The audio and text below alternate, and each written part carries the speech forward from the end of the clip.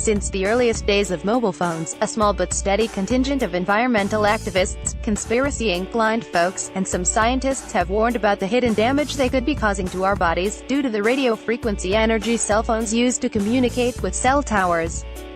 They fear that this non-ionizing radiation could penetrate our cells and cause damage, increasing our risk of brain and head cancer. But scientists elsewhere have dismissed this potential link as, at best, unproven and, at worst, utterly implausible. In a surprising move this week, however, the California Department of Public Health (CDPH) weighed in on the debate, warning people, especially kids, to stay away from cell phones whenever possible. The agency also issued guidelines on how to reduce exposure to radio frequency energy. Although the science is still evolving, there are concerns among some public health professionals and members of the public regarding long-term, high-use exposure to the energy emitted by cell phones. Dr. Karen Smith, CDPH Director and State Public Health Officer, said in a statement.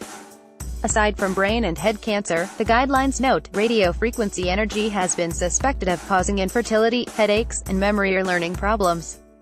The release of the guidelines hasn't come without its share of drama.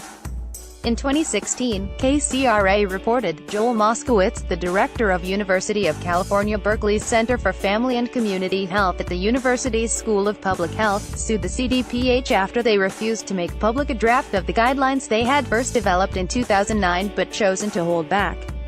In legal briefs, the agency argued that the guidelines might have confused and alarmed the public since it then resembled guidelines issued by the Center for Disease Control and Prevention. The courts ruled in Moskowitz's favor, and earlier this March the CDPH released a draft, updated as of 2015, to the San Francisco Chronicle. The current guidelines are a bit more extensive than the 2015 draft, including more steps on how to avoid radio frequency exposure. They include keeping your cell phone off your body, keeping it away from your bed at night, and removing headsets when not on a call.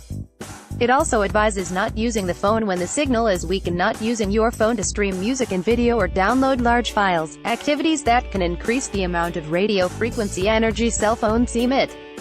And it warns people not use products advertised as radio frequency blockers, since some of them might actually raise your exposure levels. Of course, there's still the larger question of who to believe about cell phones. The World Health Organization has categorized radio frequency energy as a Class 2B environmental agent, meaning it might be, possibly carcinogenic to humans. Meanwhile, the Food and Drug Administration's official stance is that the weight of scientific evidence does not show an association between exposure to radio frequency from cell phones and adverse health outcomes. And even throws shade at the WHO by pointing out that coffee, power lines, and talc powder are also Class 2B agents. For now, it's fair to say there hasn't been a smoking gun piece of research tying cell phones to brain cancer. And while there's unlikely to be a study that definitively disproves such a link, it's hard to prove a negative. The scales do lean pretty heavily toward cell phones being safe to use. Then again, there's also no harm in using your cell phone less, and given that we're starting to find that too much screen time can be bad for our mental health, especially for teens, it might be worthwhile to spend more time away from your phone anyway. Those inclined to wait for a better answer, though, might want to keep an eye on the Cosmos Project, an ambitious study currently tracking the cell phone usage and health of more than 500,000 people scattered across Europe. The study, which began in 2007, will follow these people for the next 20 to 30 years.